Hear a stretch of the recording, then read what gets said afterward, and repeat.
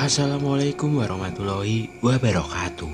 Jumpa kembali bersama saya Joko di West Progo Channel. Untuk cerita kali ini akan melanjutkan cerita Dendam Patung Arwah bagian kedua yang merupakan Danan dan Cahyo series karya Diusita. Sebelum ke cerita, jangan lupa subscribe channel ini dan nyalakan tanda notifikasi agar channel ini terus berkembang dan selalu update cerita dari saya. Bagi teman-teman yang ingin membacanya langsung ceritanya, linknya di kolom deskripsi. Langsung saja kita dengarkan ceritanya. Kita mulai dari sudut pandang Danan. Ribuan bangunan memadati pemandangan di ibu kota yang jauh dari kata tenang. Suara mesin dan klakson kendaraan bermotor tidak pernah lupa melengkapi pagi mereka yang berpacu dengan waktu. Koran hangat, rasul kabinet, penculikan anak jalanan, harga sembako meroket, berita hangat. Penjajak koran terlihat berkeliling bergantian dengan pedagang asongan yang lain. Aku bersama Rizal sedang menikmati semangkuk mie ayam di pinggir jalan, sembari menikmati waktu istirahat kami. "Bang, koran satu bang." Rizal mengeluarkan satu lembar uang 5 ribuan dan menyerahkan ke pedagang koran yang lewat kembali di hadapan kami. "Tumben beli koran, ada berita yang ramai?" tanyaku pada Rizal. "Iya Danan, ini anak-anak jalanan yang hilang. Lokasinya nggak jauh dari tempat kita. Penasaran saja," jawab Rizal sembari membuka lembaran koran yang baru saja dia beli. Anak hilang, penculikan. Kadang aku merasa bahwa makhluk halus, dedemit, ataupun itu sering menakuti manusia tidak semengerikan perbuatan manusia sendiri. Setidaknya makhluk halus masih takut dengan Sang Pencipta dan akan takluk dengan ayat-ayat suci. Sedangkan untuk beberapa manusia, keberadaan Tuhan sudah tidak lagi mereka anggap. Aku pun mengecek jam tanganku dan mengajak Rizal untuk kembali ke kantor. Rizal pun segera melipat korannya dan membawanya ke dalam. "Makan di mana, Nan? Enggak kelihatan di kantin," tanya Vira. "Makan mie ayam. Sekali-kali cari suasana baru," balasku. "Lah, nggak ngajak-ngajak," protes Vira. "Lah, kan elunya yang keluar duluan, Vir. Kebalik kali," balas Rizal. Iya juga ya." Perbincangan singkat itu ditutup dengan sebuah map yang diberikan oleh Dian kepada Vira. "Nih, Pak Bos minta kita kelarin hari ini. Semangat ya." Rupanya sudah ada pekerjaan yang menumpuk yang menanti kami di pertengahan hari ini. Kami pun menyudahi perbincangan kami dan melanjutkan pekerjaan kami masing-masing. Dari jumlah pekerjaannya, dapat dipastikan kami akan lembur malam ini. Rasanya terjebak di alam gaib itu gimana, Nan? Aku gak pernah bisa bayangin seandainya terjebak di sana, tanya iseng Rizal di akhir jam kerja kami. "Nggak enak, di sana nggak ada nasi, mie ayam. Setiap saat kita selalu merasa gelisah dan sangat mudah untuk kehilangan kewarasan," balasku sedikit menggambarkan selama terjebak di jagat segoro demit beberapa bulan yang lalu. Rizal memperhatikan Danan baik-baik. Dia dan kawan-kawan yang lain sempat tidak yakin Danan akan kembali dengan selamat. Mereka pun tidak menyangka Danan akan kembali lagi ke kantor setelah sekian lama. "Gue sempat ngira lu gak bakal balik lagi ke kantor sini, Nan," ucap Rizal. Aku yang ragu bakal diterima lagi setelah lama menghilang. Untung bos pengertian, balasku. Aku pun tidak menyangka bahwa mereka masih memberi tempat untukku untuk bekerja di kantor ini. Wajarnya jika aku bekerja di perusahaan lain, mungkin aku sudah dipecat. "Iya, bos tahu banget masalahnya. Justru kalau lu gak balik, kita yang diminta jemput lu, Nan," jelas Rizal. Aku tersenyum mendengar cerita Rizal. Sebuah keberuntungan aku bisa bekerja di tempat yang mau mengerti tentang masalah yang sering aku hadapi.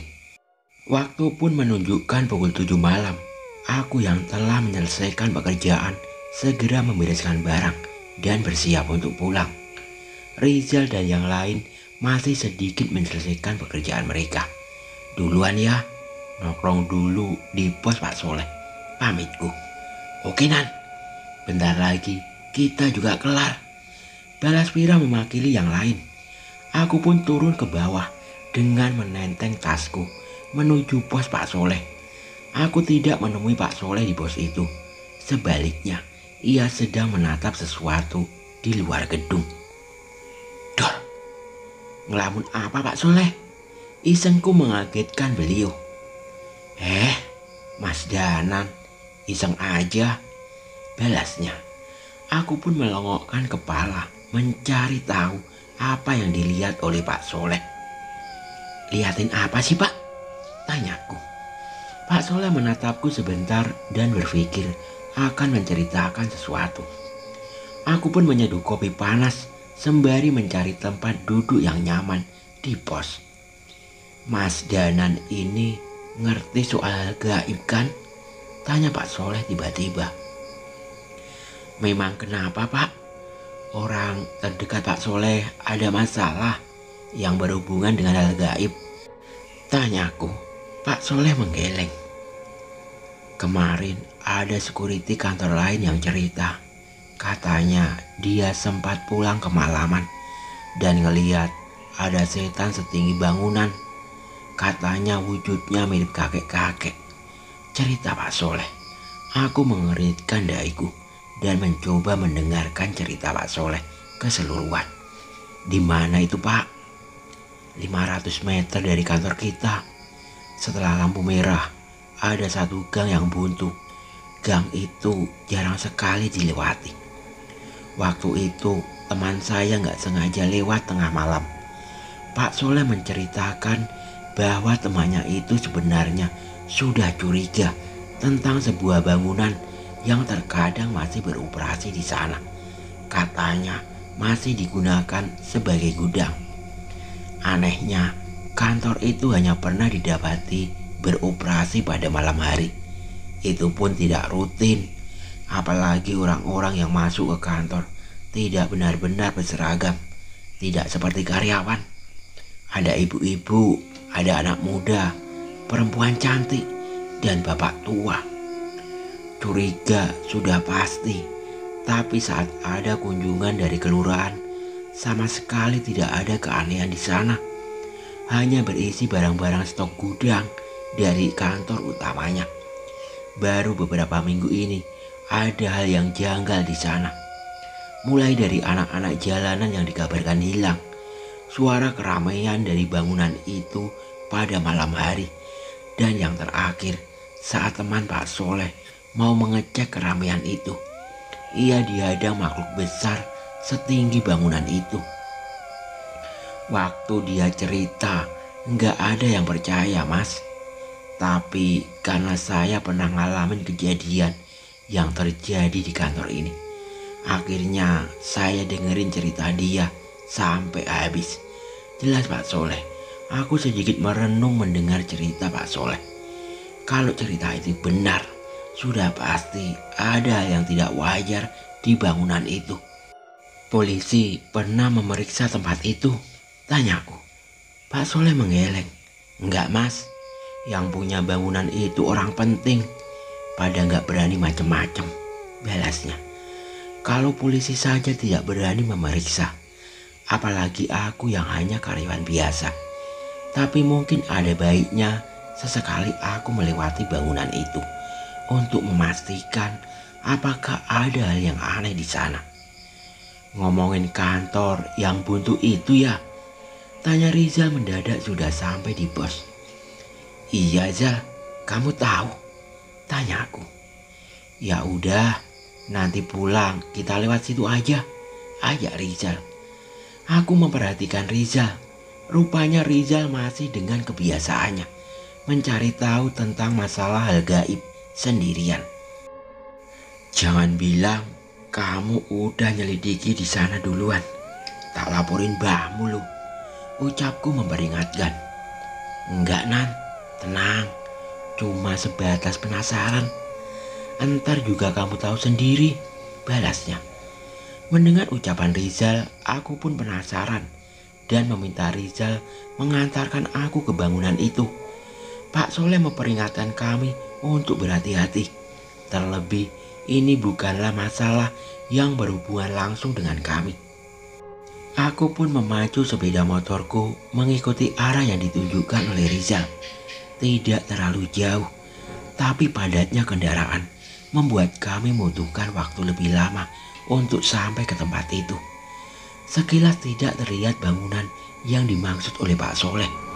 Kantor-kantor yang menghadap ke jalan terlihat megah menutupi jalan buntu yang menuju ke bangunan itu. Ini bangunannya, Zal? Tanyaku. Iya. Aku pun memerhatikan bangunan kantor 3 lantai itu dan tidak merasakan keanehan apapun. Kayaknya kalau secara gaib nggak ada yang aneh, balasku. Ya udah, liatin aja dulu. Habis itu ikutin aku, ajak Rizal. Aku belum mengerti maksud Rizal. Berkali-kali aku memeriksa bangunan ini. Memang tidak ada tanda-tanda mencurigakan. Bahkan kantor kami lebih memiliki masalah perdemitan yang lebih pelik dari kantor ini. Ya udah, terus mau ngajak kemana lagi? Tanyaku pada Rizal. Rizal mengajakku berjalan ke seberang, memasuki salah satu gang yang berhadapan dengan gang buntu yang kami masuki ini. Dek, kamu masih di sini? Tiba-tiba Rizal berteriak ke arah jalan yang sedikit sepi itu. Aku berniat menanyakan niat Rizal, tapi akhirnya aku memilih mengurungkan niatku dan percaya dengan apa yang akan ditunjukkan oleh Rizal. Mas, kesini lagi. Tiba-tiba terdengar suara anak kecil dari belakang. Kami cukup kaget, namun Rizal dengan segera bisa mengenali anak itu. Kan Mas udah bilang, Mas bakal datang lagi, balas Rizal. Itu adalah roh anak laki-laki yang mungkin masih berumur 10 tahun. Ia mengenakan baju yang lusuh, yang sepertinya baju yang ia kenakan saat kematiannya. Oh ya sudah, ucapnya yang segera meninggalkan kami dan duduk santai di pinggir jalan. Zal, anak itu siapa? Korban kecelakaan? Tanyaku. Rizal mengeleng. Masalahnya lebih pelik dari itu. Katanya sebelum mati, dia melihat temannya dibawa ke bangunan itu. Katanya sampai sekarang temannya masih ada di sana. Mendengar penjelasan Rizal, aku pun mendekat ke anak itu. Benar, teman kamu masih di sana? Tanyaku. Iya bang. Abangnya bisa nolongin dia? Tanya anak itu. Nolongin? Emangnya kamu tahu teman kamu diapain di sana? Tanya aku. Bocah itu mengeleng, tapi dia menceritakan sesuatu yang membuatku benar-benar harus mengawasi bangunan itu. Kejadian beberapa bulan yang lalu. Saat itu, dia dan beberapa anak perkampungan pinggir rel sedang ngamen di daerah itu. Kali ini mereka berencana pulang cukup malam. Mereka merasa berani karena mereka beramai-ramai. Merasa cukup lelah selama mengamen seharian. Mereka pun berniat beristirahat sebentar dengan tidur di pinggir jalan tempat kami berada saat ini. Tapi tanpa sadar, mereka tidak terbangun sampai hingga tengah malam. Dan di malam itulah hari kematian bocah itu. Mereka memakai topeng bang. Mereka tidak membangunkan kami dan membopong kami masuk ke bangunan itu. Jelasnya, dalam keadaan setengah sadar, anak itu melihat keadaan kantor itu seperti kantor biasa sampai ia tiba di salah satu tempat. Dia dan anak yang lain dibawa ke sebuah tempat yang terdapat kolam. Entah bagaimana bisa, tiba-tiba anak itu tersadar, sementara teman-temannya masih tertidur pulas. Ia pun merasa yang terjadi pada mereka bukanlah hal yang wajar. Baru saja saya mencoba membangunkan yang lain. Tiba-tiba muncul kepala di bawah lantai. Dia ngeliatin saya sambil ketawa, "Bang," ucapnya memperagakan kejadian itu. Kejadian itu membuat anak itu ketakutan dan berlari meninggalkan ruangan itu. Sayangnya makhluk itu masih mengejarnya. Dia ketakutan hingga saat sampai di salah satu lorong yang dihadang makhluk besar yang bahkan wajahnya tidak bisa ia lihat. Tanpa ada pilihan lain, anak itu pun memilih kabur lewat jendela yang ternyata saat ini ia ada di lantai paling atas. Seketika ia terjatuh dengan luka yang parah. Dengan sisa tenaganya, ia pun pergi ke jalan besar untuk meminta pertolongan. Sayangnya saat itu malam sudah terlalu larut. Ia pun meregang nyawa di seberang jalan tempat kami menemuinya saat ini. "Berarti teman-temanmu masih ada di bangunan itu?" tanyaku. Bocah itu mengangguk. Berarti sudah jelas bahwa itu alasannya belum bisa tenang. Tapi yang lebih membuatku khawatir adalah tentang isi bangunan itu. Bila apa yang dikatakan roh bocah itu benar adanya, bisa jadi sosok di dalamnya benar-benar berbahaya hingga bisa menahan kekuatannya hingga tidak terdeteksi. "Ya sudah, nanti saya cari tahu. Sabar ya," ucapku pada anak itu. Aku pun memberi isyarat pada Rizal bahwa sudah mengerti akan apa yang ia sampaikan. Namun aku membutuhkan waktu untuk menyelidikinya. Mungkin bila aku tidak bisa masuk ke tempat itu, aku harus meminjam kekuatan keris Raga Sukma untuk mengecek ke tempat itu dengan wujud Sukma. Dengan kekuatan keris Raga Sukma, aku bisa memisahkan ragaku dengan sukmaku sesaat, yang membedakan dengan ilmu Palik. Ilmu Raga Sukma dari keris ini juga bisa membalikanku dengan wujud roh dari keris ini, sehingga aku tetap bisa membela diri ketika mendapat perlawanan dalam wujud Sukma. Sekali lagi aku menghampiri bangunan kantor yang kudatangi tadi. Dari jauh aku masih bisa melihat anak tadi menatap ke bangunan itu, seolah masih menanti kedatangan teman-temannya. Aku sungguh tidak merasakan ada yang mencurigakan dari bangunan ini. Tidak seperti bangunan terbelengkai atau rumah angker yang terdapat residu kekuatan gaib. Bangunan ini benar-benar tidak memiliki keanehan yang mencolok. Aku pun masuk ke dalam bangunan yang difungsikan sebagai gudang itu, dan memang menemukan banyak tumpukan kardus yang tersusun rapi dengan penomoran yang tertata. Aku mencoba mencari seseorang yang menjaga bangunan ini, entah itu security atau karyawan yang bertugas untuk berjaga malam. Namun tidak kutemukan. Cukup lama aku menjelajahi bangunan ini, namun sama sekali tidak ada petunjuk. Aku mencoba mencari ruang rahasia, namun tidak dapat kutemukan. Saat itu waktu menunjukkan pukul 3 pagi. Aku bersiap untuk kembali meninggalkan bangunan ini. Tapi tiba-tiba aku merasakan firasat yang janggal. Suara langkah kaki tiba-tiba mendekat ke arahku. Bukan hanya satu, tapi banyak. Sementara itu aku menoleh ke arah pintu masuk, tapi tidak ada tanda-tanda pintu itu terbuka. Namun lampu lilin tiba-tiba menerangi ruangan itu. Ada lebih dari 10 manusia yang tiba-tiba berada di ruangan. Benar seperti yang ceritakan Pak Soleh. Mereka orang-orang yang sangat berbeda, baik dari segi umur maupun profesi. "Darah ini mengantarkan kami kepadamu." Kalimat itu dimulai dari satu orang yang meneteskan darahnya pada sebuah pola yang baru saja ia gambar di salah satu keramik lantai. Sisa orang berikutnya mengulang kalimat yang sama dan ikut meneteskan darahnya. Aku memperhatikan dari jauh dengan berhati-hati. Dengan pemandangan yang tidak wajar terlihat di hadapanku. Ada tangan besar dari dalam tanah yang mencengkram kaki-kaki manusia di sana. Dan seolah menariknya masuk ke dalam tanah. Satu persatu dari mereka pun menghilang dari penglihatanku. Kali ini aku yakin tempat ini menyembunyikan sesuatu yang besar.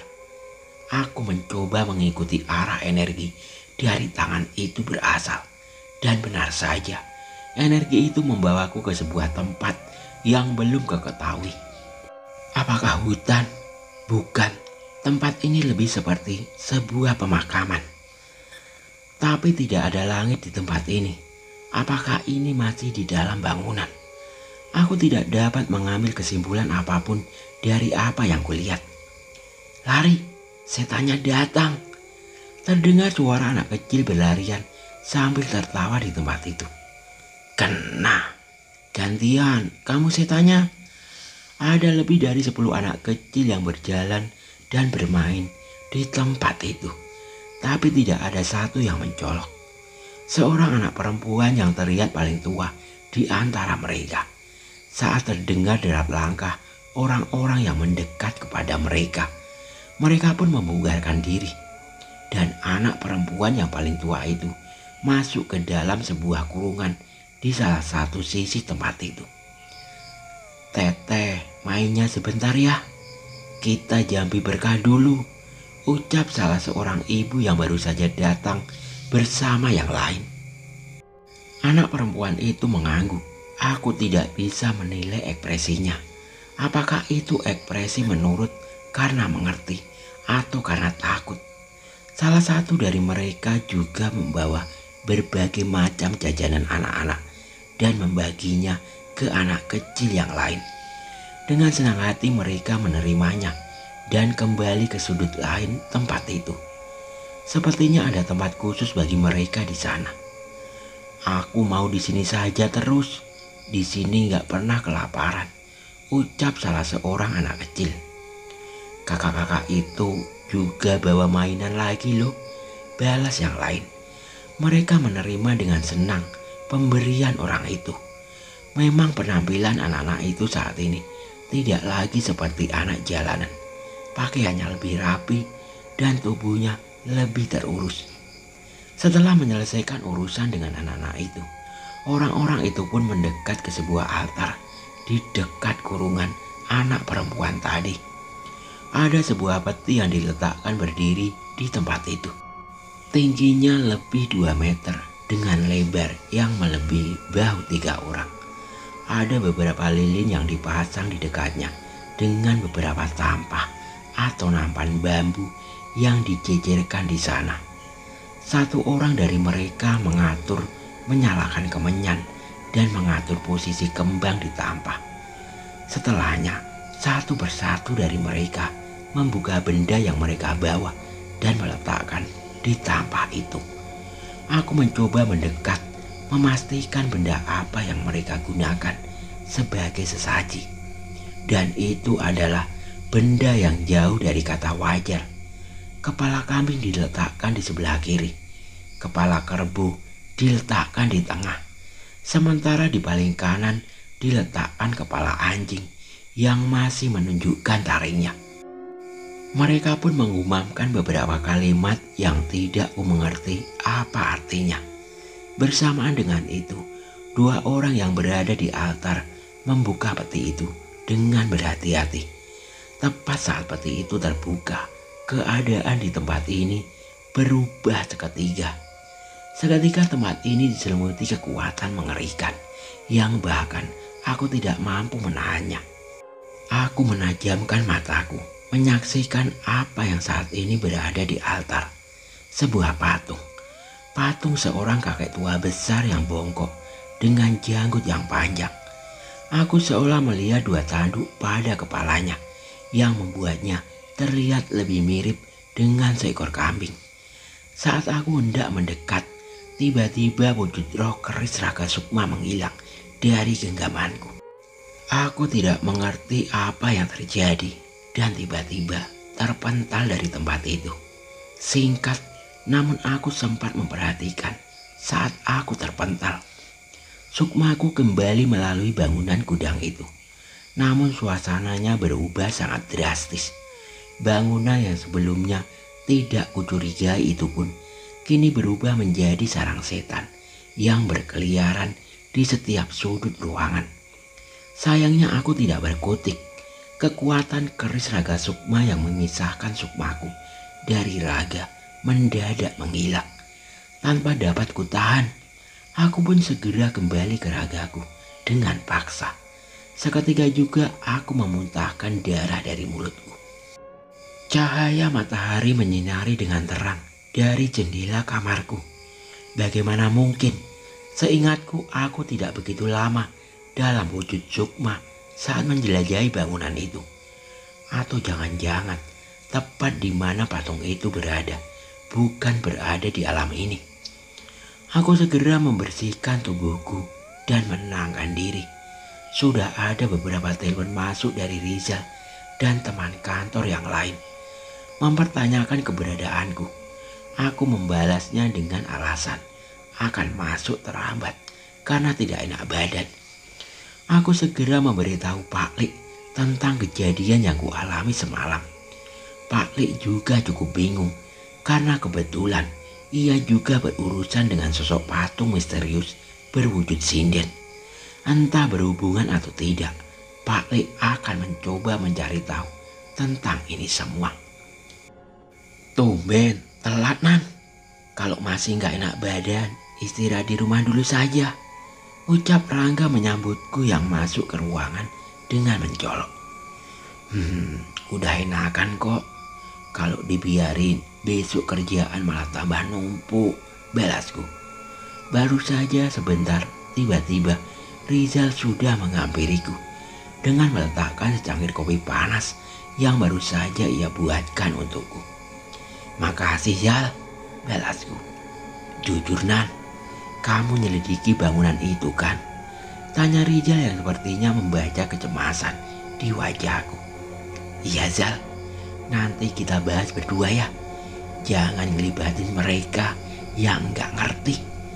Balasku mencoba menahan niat Rizal mencari tahu. Ia pun menepuk pundakku dan meninggalkanku. Jangan maksain diri, enggak semuanya harus kamu yang beresin. Tenang Jal, aku gak gegabah, balasku.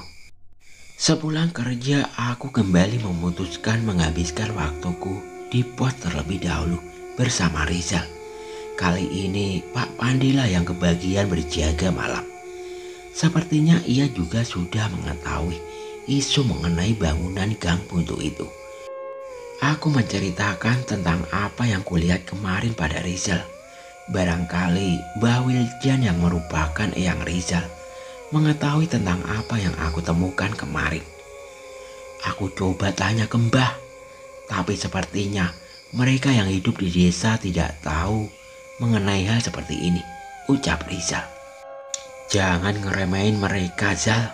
Mereka saja lebih tahu lebih dulu tentang Setra Gada Mayit daripada aku dan Pak Lik, balasku. Rizal mengerti. Sebenarnya malam itu kami sepakat tidak melakukan tindakan apapun sampai dapat petunjuk dari Pak Lik ataupun Mbah Wiljan. Tepat saat kami menyelesaikan seruputan kopi terakhir kami, tiba-tiba ada seorang anak memperhatikan kami dari jauh. Ia berdiri di depan pagar kantor kami dan hanya menatap kami dari jauh. Zal, itu. Aku mengenali bocah itu. Dia adalah roh anak yang kemarin menunggu di depan jalan buntu itu. Namanya Maul. Ngapain dia sampai di sini? Tanya Rizal. Pak Pandi terlihat bingung dengan reaksi kami. Beliau tidak bisa melihat roh Maul yang ada di hadapan kami. Sementara itu Maul berjalan meninggalkan kantor, seolah memberi isyarat untuk kami ikuti. Pak Pandi, kami pamit dulu ya, ucapku yang segera meninggalkan pos bersama Rizal. Maul sedang menunggu di ujung jalan saat kami mengeluarkan motor. Ia benar meminta kami untuk mengikutinya menuju bangunan di gang buntu itu. Makhluk besar itu muncul lagi. Hari ini ada beberapa anak lagi yang dibawa masuk ke dalam, ucap Maul. Ia menunjukkan sebuah mobil box yang terparkir di ujung gang buntu itu. Kami menyembunyikan kendaraan kami dan memantau dari jauh tentang apa yang terjadi di sana. Itu kantong mayat, tanya Rizal curiga dengan sosok beberapa orang yang diam-diam membawa kantong mayat masuk ke dalam mobil box itu. Aku membayangkan apa yang sedang terjadi di sana. Apa mungkin teman-teman Maul dalam keadaan bahaya? Zal, coba kamu hubungi polisi terdekat, perintahku sembari mencoba mengendap-endap mendekat ke bangunan itu. Jangan nekat, Nan. Percuma juga lapor. Kan Pak Soleh juga cerita sebelumnya. Sudah ada yang melapor, tapi sama sekali tidak digubris, ucap Rizal yang juga perlahan mengikutiku. Aku hanya menoleh sebentar pada Rizal dan mencari celah untuk masuk ke dalam bangunan itu. Ini bahaya, Zal. Gak usah ikut. Terus kamu ngapain? Udah ada satu nyawa yang melayang. Nggak mungkin aku nggak ngelakuin apa-apa, balasku. Rizal tetap ngotot untuk ikut denganku. Mungkin ia juga merasa khawatir dengan apa yang akan kulakukan. Kami memastikan tidak ada orang di luar dan mengendap masuk ke dalam bangunan. Tidak ada penerangan yang dinyalakan saat itu, tapi jelas kami merasakan keberadaan sosok yang tidak wajar di bangunan ini. Tinggal ini, setelah itu kalian bisa pergi, ucap seseorang yang menyerahkan sebuah kantong mayat lagi kepada petugas yang membawa mobil box itu. Kami bersembunyi di salah satu sudut tergelap dan menunggu hingga mobil itu pergi. Setelahnya orang-orang yang berada di bangunan itu mengunci pintu itu dan kembali ke dalam. Berarti kita terkunci di sini, bisik Rizal. Kayaknya sih begitu, balasku. Setelah keadaan mulai aman, aku pun meninggalkan ruangan itu dan mengarah ke tempat di mana orang-orang itu meneteskan darah untuk bisa masuk ke tempat patung itu berada. Tapi belum sempat berjalan terlalu jauh, kami sudah melihat ruangan itu masih dipenuhi orang-orang yang masih riuh di sana. Ruangan itu hanya diterangi lilin-lilin yang menyala. Jangan takut, setelah ini berarti kalian sudah sempurna, ucap seorang bapak di tempat itu. Tapi apa tidak ada cara lain, Pak? Saya takut. Ada seorang perempuan yang menolak melakukan ritual yang dilakukan di sana. Bapak itu malah tersenyum. Ia menarik sebuah kursi di dekatnya dan meraih salah satu tali yang menggantung di dekatnya. Kalau kalian tidak yakin, biar saya terlebih dahulu, ucapnya. Saat itu di hadapan kelompoknya, ia mengeluarkan tali itu di lehernya. Tanpa ada rasa ragu, ia menendang kursi yang ia naiki dan membiarkan dirinya tergantung hingga tidak sadarkan diri. Pengikut yang lain merasa miris melihat pemandangan itu. Namun ekspresi mereka mulai berubah ketika sebuah tangan besar menarik jasad orang itu ke bawah, meninggalkan sosok roh yang menyerupai orang yang mati tadi di tempat itu. Jelas ini adalah sebuah ritual. Roh itu bukan lagi berwujud manusia, walaupun menyerupai, tapi bagian wajah dan tubuh roh itu seolah menyerupai wajah dan cakar seekor anjing. Walau berwujud roh, para pengikut yang lain masih bisa melihat wujud orang itu. Kalian masih ragu, ucap sosok itu. Melihat hal itu, pengikut yang lain segera melakukan hal yang serupa. Ada yang menggenggam pisau di tangannya, ada yang ingin menggantung dirinya, hingga ada yang ingin minum racun yang ia bawa sendiri. Mengetahui hal tersebut dengan cepat, Aku melemparkan benda yang dapat kujangkau ke arah mereka. Sontak mereka pun kaget dengan keberadaanku. "Hentikan, jangan bodoh!" teriakku mencoba menghentikan mereka. Merasa kaget dengan kedatanganku, mereka pun panik. Beberapa dari mereka masih merasa takut, namun beberapa ingin mencoba melawanku. Siapa kau?" teriak salah satu dari mereka. "Saya bukan orang jahat, tapi kalian sedang dimanfaatkan oleh setan-setan itu," jelasku. Mendengar ucapanku, seseorang yang berubah menjadi makhluk setengah anjing itu pun mendekat ke arahku. "Jangan menghasut mereka. Kami adalah orang-orang yang terpilih yang pantas menerima berkah Ndoro Kasmolo." Ndoro Kasmolo?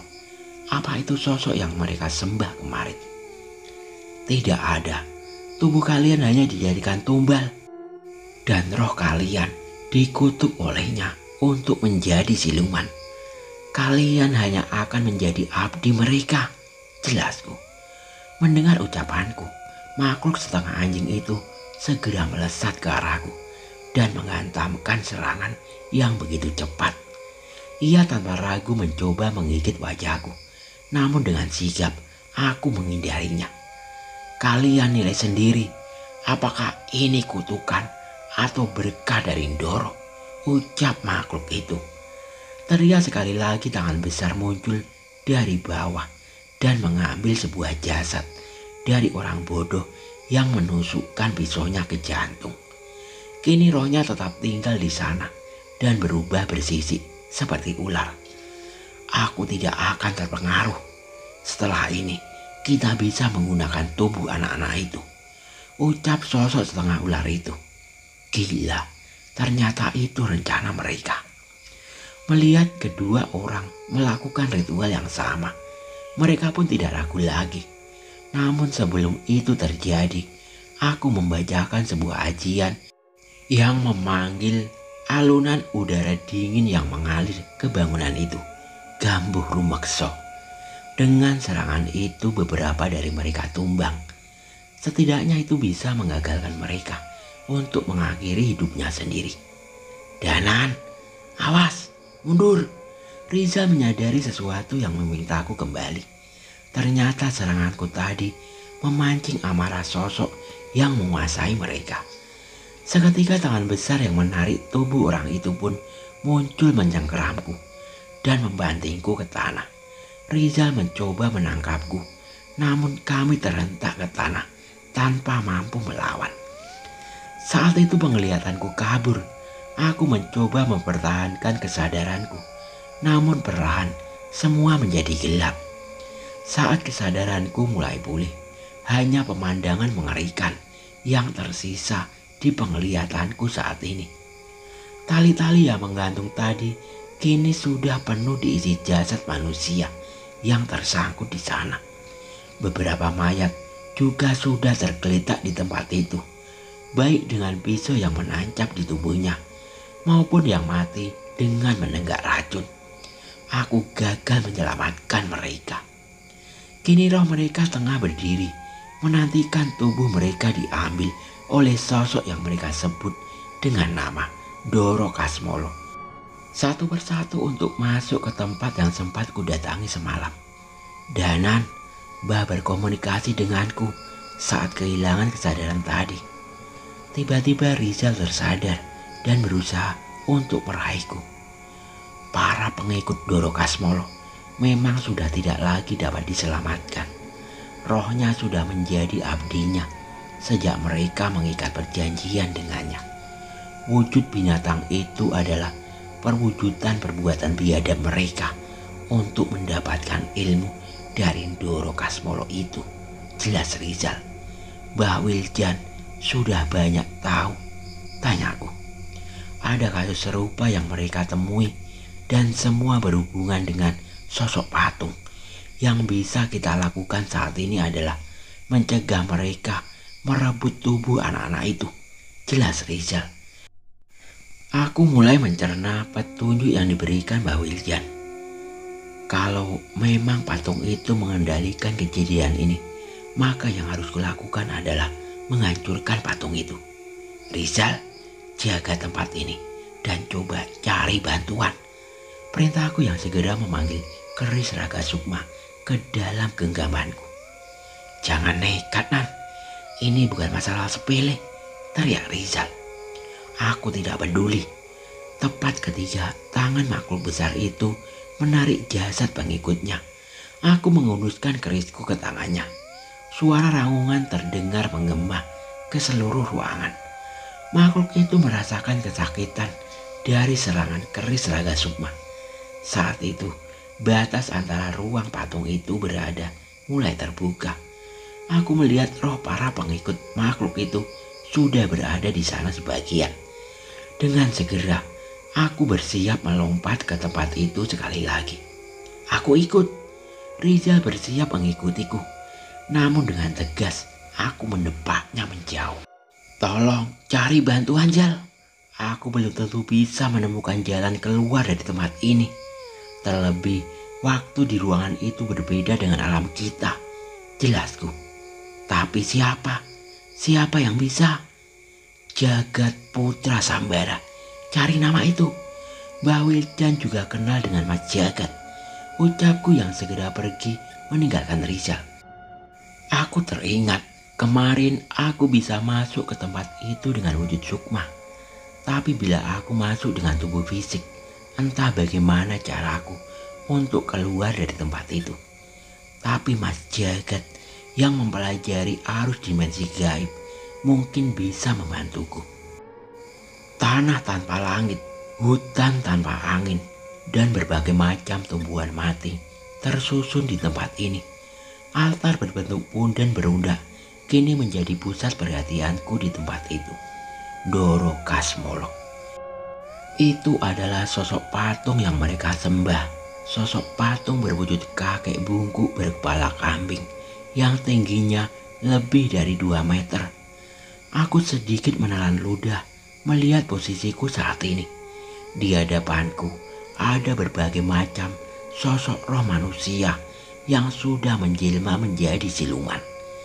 Mereka mengantri mendapatkan tubuh anak-anak yang selama ini mereka manjakan di tempat ini.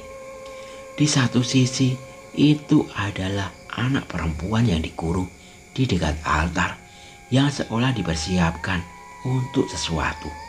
Sosok besar berwajah kambing itu muncul dari patung Doro Kasmolo. Aku mengambil kesimpulan bahwa ini adalah wujud yang bisa ia gunakan saat ini.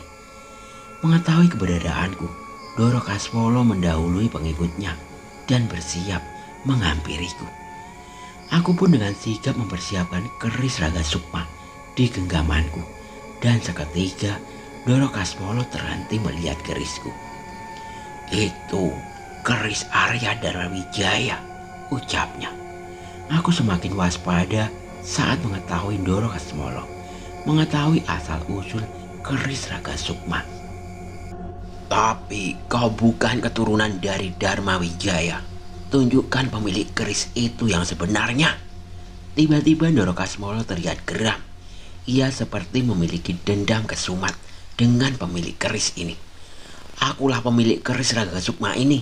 Tidak ada yang lain, jawabku singkat. Doro Kasmolo menggeleng. Ia sedikit menertawakanku. Keris itu adalah salah satu pusaka keluarga Dharma Wijaya. Dan tugasku adalah menghabisi mereka semua, ucapnya. Seketika ucapan Doro Kasmolo membuatku panik. Jika benar itu yang diincar olehnya, maka Dirga dan Abah akan dalam bahaya. Sayangnya tidak ada lagi yang perlu kau cari. Akulah pemilik sah pusaka ini, ucapku lagi. Aku ingin tahu apa tulang belulang dan isi organ tubuhmu akan mengatakan hal yang sama. Saat itu sekali lagi tangan hitam Doro Kasmolo menghantam tubuhku. Aku berhasil menghindar dan bersiap menusukkan keris Raga Sukma ke tangan hitam itu lagi. Aneh, seketika keris Raga Sukma menghilang dan kembali ke sukmaku tanpa sebab. Aku yang panik segera menjauh. Tapi salah satu manusia yang sudah berubah menjadi siluman anjing tadi sudah menungguku dan menghantamkan cakaran ke punggungku. Seketika darah segar mengalir dari bekas luka yang ia buat. Namun aku mencoba menangkap sosoknya dan membacakan sebuah doa. Untuk memurnikan rohnya kembali, ia menggerang kesakitan. Setiap ayat suci yang kubacakan membuatnya meronta. Tapi terlambat, aku tidak lagi bisa memurnikan rohnya. Ia terikat dengan Doro Kasmolo yang saat ini menjadi sesembahannya. Sekali lagi, aku memanggil keris Raga Sukma, namun gagal. Aku pun teringat kejadian saat kemarin Sukmaku terpental ke tubuhku dari tempat ini. Jangan kau kira kekuatan leluhur Dharma Wijaya bisa kau gunakan di tempat ini. Tawa Doro Kasmolo yang merasa bisa menyingkirkanku dengan mudah.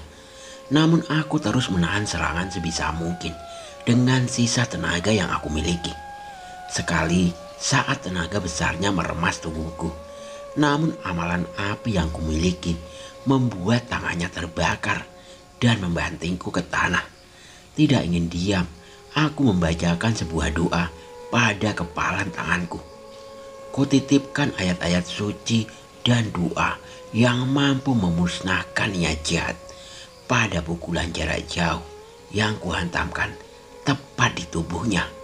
Ajian Lebur Saketi. Makhluk itu terpental dan sekilas merasa tubuhnya sedikit menyusut. Bocah brengsek, aku tidak menyangka akan merasakan serangan itu lagi di zaman ini. Ajian Lebur Saketi merupakan serangan pukulan jarak jauh yang sering digunakan pendekar pada zaman perang antar kerajaan. Jika makhluk ini mengetahui tentang ajian ini, mungkin saja makhluk ini pernah hidup di zaman kerajaan. Lepaskan perjanjianmu dengan roh manusia itu dan bebaskan anak-anak yang lain. Aku memperingatkan Doro Kasmolo.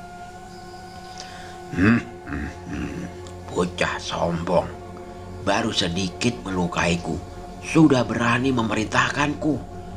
Bukannya aku jumawa, namun aku memikirkan sebuah rencana yang mungkin bisa menyelamatkanku di tempat ini.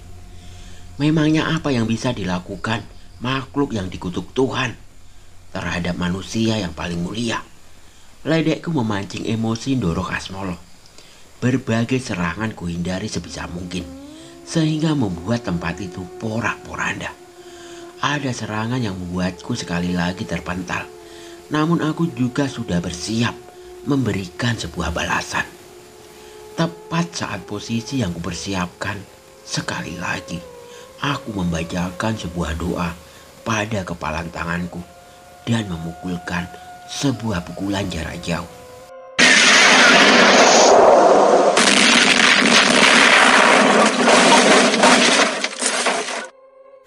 Cahaya ajian Lebur Saketi menerjang ke arah Doro Kasmolo. Namun ia tidak dapat tertipu dua kali. Ia dengan sigap menghindari seranganku dan berbalik menepuk tubuhku dengan tangannya yang besar hingga aku terpental. Aku memuntahkan darah atas luka yang kudapat. Tapi setidaknya rencanaku berhasil. Ajian Lebur Saketi mendarat di patung Doro Kasmolo dan membuatnya terbelah menjadi dua. Seketika wujud rohnya tidak lagi stabil dan menyatu kembali dengan patung itu. Bocah sialan. Doro Kasmolo menggunakan kekuatannya untuk menyatukan patung itu lagi. Namun saat ini ia tidak bisa lagi menggunakan tubuh rohnya dan kehabisan akal. Tiba-tiba Doro Kasmolo menyibakkan bayangan hitam ke salah satu sudut ruangan itu. Dengan perlahan terdengar suara anak-anak keluar dari sana. Asik, dibuka, ayo kita main, ayo keluar. Belasan anak keluar dari tempat yang tidak bisa kutebak. Anak-anak itu bermain seolah tempat bermain yang nyaman untuk mereka. Dan satu hal yang kutebak, sepertinya mereka tidak menyadari keberadaan roh manusia yang sudah menjadi siluman itu di sana. Jangan pergi ke sana, teriakku pada anak itu. Aku merasakan Doro Kasmolo memiliki rencana yang membahayakan mereka. Ini titah dariku. Siapapun dari kalian yang bisa membunuh orang itu, akan segera kubangkitkan ke tubuh anak itu tanpa menunggu waktu yang dijanjikan, perintah Doro Kasmolo. Seketika seluruh mata siluman itu tertuju ke arahku. Mereka menyerangku bertubi-tubi hingga membuatku kewalahan. Tapi bukan itu yang kukhawatirkan, melainkan keselamatan anak-anak ini. Pergi dari tempat ini, kalian akan dijadikan wadah siluman-siluman ini, teriakku memperingatkan anak-anak itu. Siluman? Wadah? Mas ini siapa? Mana orang yang sering membawakan makanan enak untuk kita? Mereka saling bertanya satu sama lain. Mereka benar-benar tidak sadar dengan apa yang terjadi di sekitarnya. Tidak ada pilihan lain. Sekali lagi kubacakan doa yang sekiranya dapat membuat siluman itu menjauh dariku. Ayo, kita pergi dari sini, perintahku pada anak-anak itu. Pergi? Kemana? Di sini enak kok, ucap salah satu anak itu. Aku heran. Apa anak-anak ini sedang dalam pengaruh setan itu? Mereka pun masih bermain dan berpencar di tempat mengerikan ini. Saat ini Doro Kasmolo sedang dalam amarahnya. Ia mencoba menangkap salah satu anak itu sembari memulihkan wujud patungnya. Aku mementalkan serangannya dan menjauhkan dari anak-anak. Masnya ini lagi apa sih? Aneh, ucap salah satu anak yang lain. Aku bingung bagaimana harus menjelaskan pada mereka. Setidaknya saat ini aku harus mengumpulkan mereka di satu tempat dan membuat perlindungan hingga pertolongan datang. Siluman itu berusaha menyerangku, sementara Doro Kasmolo berusaha menangkap salah satu anak itu. Mungkin ia bermaksud membangkitkan beberapa siluman itu untuk melawanku. Hal itu tidak boleh terjadi. Tapi tubuhku sudah mencapai batasnya. Kena, sekarang masnya jadi setannya ya. Terdengar suara anak kecil yang menyentuhku dari belakang. Suara itu tidak asing di telingaku. Itu adalah Maul. Masnya jadi setan, kita ngumpet, teriak Maul memberi isyarat pada anak-anak yang lain. Mau ikutan? Seru nih, ayo lari, teriak anak yang lain. Pikiranku menerawang sesaat. Apa mungkin Maul bisa masuk ke tempat ini karena ia berwujud roh? Namun apa tujuannya sampai memaksakan diri di tempat ini? Aku tahu tempat ngumpet yang aman. Ikut aku, teriak Maul. Aku mulai sedikit mengerti dengan maksud Maul. Ia berhasil mengiring teman-temannya menuju sebuah tempat yang ia temukan sendiri. Ada sebuah tempat tertutup pepohonan dan ada tumpukan batu yang menyerupai gua di sana. Maul membawa anak-anak itu untuk bersembunyi di sana. Sepertinya aku harus mengikuti permainan mereka, gumamku sambil tersenyum. Saat itu juga aku menggunakan sisa tenagaku untuk membacakan ajian Muksa Prangaksa yang seharusnya bisa mengaluni niat jahat siluman itu. Dengan sekuat tenaga, aku berlari dan memukul patung Doro Kasmolo hingga kembali terpisah. Namun aku tahu itu tidak akan bertahan lama lagi. Kena, kamu setannya, teriakku sembari menyentuh sosok Doro Kasmolo. Aku pun segera berlari ke arah anak-anak itu. Sementara Doro Kasmolo masih tidak mengerti dengan apa yang aku rencanakan. Saat itu aku mendekat ke tempat persembunyian anak-anak itu. Mas, ikut ngumpet dong. Dia yang jadi setannya, ucapku dengan gaya kekanak-kanakan. Tidak seperti tadi, kini anak-anak itu membuka jalan untukku dan memberiku tempat untuk bersembunyi. Sini mas, ucap mereka. Maul terlihat menertawakanku yang bertingkah seperti anak kecil. Namun aku sangat menghargai idenya saat itu. Sebelum Dorokasmolo dan pengikutnya mendekat, aku memasang posisi meditasi untuk memasang pagar gaib di sekitar tempat persembunyian ini. Aku yakin selama anak-anak ini tidak keluar, tempat ini akan aman dari serangan mereka. Setidaknya sampai patung Dorokasmolo pulih lagi. Berbagai serangan dari pengikut Dorokasmolo menghantam pagar gaib yang kubuat. Namun mereka adalah siluman yang baru lahir. Mereka seharusnya tidak memiliki kemampuan untuk menembus pagar ini. Itu suara apa? Kok serem? Tanya salah satu anak-anak itu. Itu suara setan. Kita jangan keluar dari tempat ini. Balas Maul mencoba menenangkan mereka. Saat ini aku hanya bisa menunggu sampai ada pertolongan yang datang membantu. Bila waktu di tempat ini berjalan lebih cepat, mungkin saat ini Rizal sudah seharian mencari bantuan. Seharusnya ini tidak akan lama. Aku terus membaca ayat-ayat suci dengan tenang untuk melindungi mereka. Sepertinya saat ini aku bisa cukup tenang. Ngapain di sana? Sini, main sama Teteh. Tiba-tiba terdengar suara anak perempuan memanggil anak-anak itu dari luar semak-semak. Teteh, itu suara Teteh. Seketika anak-anak semakin riuh mengetahui keberadaan salah satu teman mereka. Aku benar-benar terlupa bahwa masih ada seorang anak perempuan yang berada di kurungan di dekat altar. Jangan mendekat ke dia, ucap Maul menghadang mereka. Kenapa? Dia kan Teteh. Dia yang jagain kita dan ngajak kita main. Balas yang lain. Bukan, dia bukan bagian dari kita. Dia jahat, balas Maul. Kali ini mereka tidak percaya dengan ucapan Maul. Pergunjingan mereka membuat mereka berniat keluar dari perlindunganku. Aku bingung harus berkata apa. Tapi tiba-tiba Maul menghadang salah satu anak yang berlari. Dan anak itu menembus tubuh Maul. Anak itu pun terhenti dan menoleh ke arah Maul. Maul, kok kamu gak bisa dipegang? Ucap anak itu. Maul hanya tersenyum tanpa mau menjawab. Seluruh anak itu kini menatap pada Maul dengan tatapan bingung. Maul, jawab. Apa yang terjadi saat kita terpisah kemarin? Ucap anak itu. Kali ini air mata Maul menetes. Ia sepertinya berusaha menahannya sejak menemukan teman-temannya itu. Makanya sekali ini kalian nurut ya.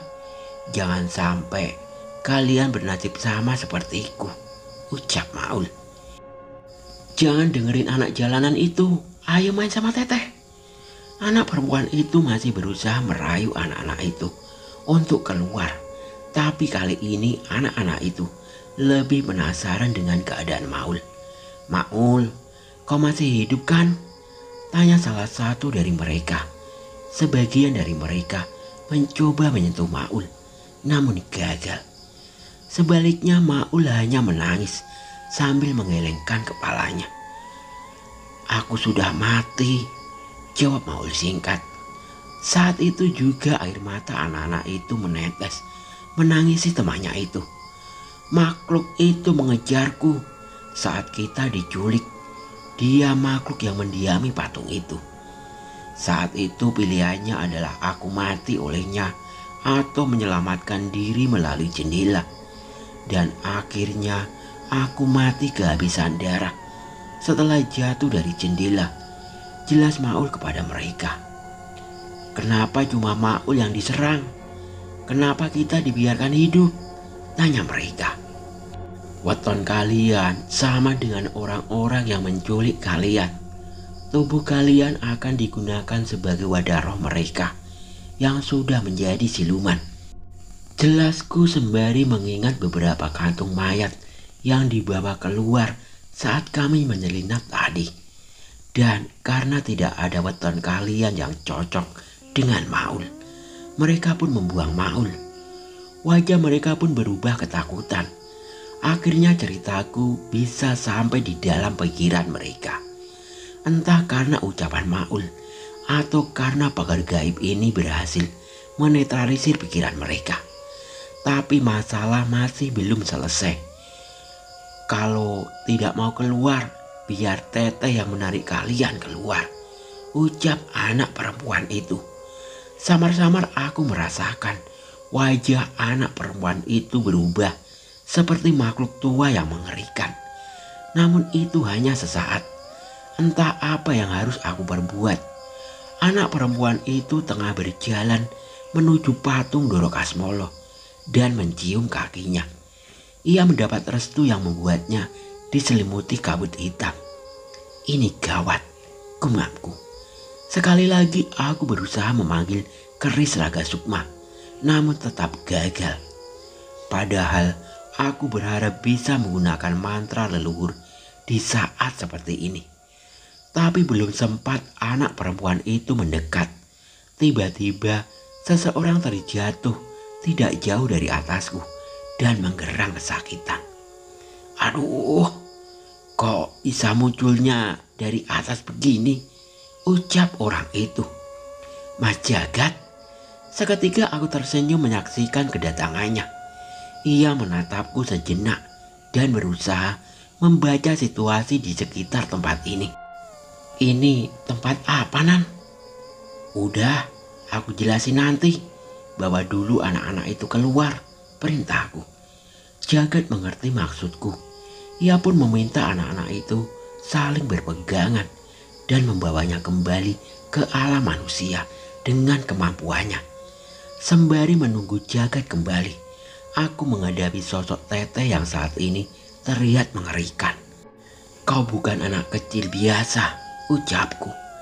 Anak itu memiringkan kepalanya dan tersenyum aneh kepadaku.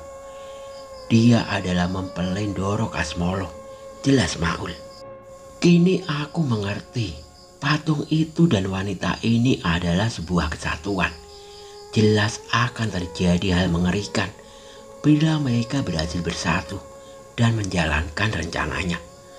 Aku bersiap menerima serangan anak perempuan itu. Tapi tiba-tiba ia sudah tidak ada di posisinya. Mati. Seketika Teteh sudah berada di belakang memeluk kepalaku. Dalam sekejap ia bermaksud mematahkan kepalaku. Tapi sebelum itu terjadi, sebuah tepukan mendarat di bahuku dan memindahkanku ke sebuah tempat yang jauh berbeda. Danan, kamu gak apa-apa, ucap Mas Jagat yang ternyata membawaku keluar dari tempat itu di saat yang tepat. Aku berusaha menenangkan diri, sementara Rizal mengantarkan sebotol air putih untukku. Minum dulu, Nan, ucap Rizal. Aku meminum air pemberian Rizal dan mendapati kami dan anak-anak tadi berada di atap kantorku dan Rizal. Tidak hanya Mas Jagat, Dirga juga tengah berada di sana, merawat anak-anak yang masih menyesuaikan diri setelah kembali ke alam ini. Mas, bahaya Mas. Mas Dirga, Abah, mereka diincar, ucapku. Mendengar ucapanku, raut wajah Jagat tidak terlihat terlalu heran. Mungkin saja Mas Jagat sudah mengetahui hal ini terlebih dahulu. Mereka mengincar garis keturunan Dharma Wijaya, Nan. Tapi mereka masih mengumpulkan kekuatan untuk membalaskan dendamnya itu. Jelas Mas Jagat. Mas Jagat pun bercerita mengenai penemuan mereka berdasarkan mimpi Dirga. Ia menceritakan tentang ketiga patung yang sengaja dibuat untuk membalas dendam ke keturunan Dharma Wijaya. Pak Lik sudah berhadapan dengan patung sinden, kamu dengan patung berhala, dan tidak satu pun dari kita mampu mengalahkannya, ucap Mas Jagat. Tentu saja ucapan itu membuatku semakin khawatir. Tapi saat ini sepertinya keadaan anak-anak ini jauh lebih penting untuk diperhatikan. Mas, Maul bener udah meninggal. Tanya salah satu dari anak itu. Aku mengangguk. Tidak mungkin aku berbohong pada mereka. Maul menatap mereka sambil duduk di pembatas bangunan di atap gedung kecil ini. Ia terlihat tersenyum menatap teman-temannya. Maul, kamu kira kamu nyelamatin diri sendiri? Maaf ya, kami kira kamu kabur. Aku udah ngeledekin kamu terus loh. Anak-anak itu meluapkan apa yang ingin mereka ucapkan pada Maul dengan berliang air mata. Saat itu matahari subuh mulai terbit dari belakang tempat Maul duduk. Fajar yang menguning menunjukkan keberadaan Maul yang mulai samar di mata kami. Mana mungkin seorang Maul kabur melarikan diri. Ingat, walau anak jalanan, Maul tetap Maul, ucapnya sombong. Kini sesuatu yang membuat Maul tidak tenang sudah terpenuhi. Ia menemukan teman-temannya selamat dan berada di tangan yang aman. Semoga saja ia benar-benar bisa pergi dengan tenang. Bang, titip mereka ya, pamit Maul pada Rizal. Rizal pun mengangguk sembari menahan air matanya. Saat itu beberapa bait doa kami lantunkan untuk mengantar kepergian Maul. Seorang anak jalanan yang telah tiada, namun tetap berusaha bertanggung jawab untuk teman-temannya. Bicara soal teman, sepertinya untuk masalah sebesar ini, aku membutuhkan seorang teman yang bisa diandalkan. Semoga saja dia masih berada di Klaten dan tidak kepikiran jadi tukang topeng monyet keliling bersama Kliwon. Kalau memang benar aku butuh ongkos lebih untuk mengejar keberadaannya, aku pun mengambil telepon genggamku dan mencari satu nama yang sudah lama tidak kuhubungi, Cahyo. Oke, sampai di sini dulu cerita dari saya. Nantikan kelanjutannya. Wassalamualaikum warahmatullahi wabarakatuh.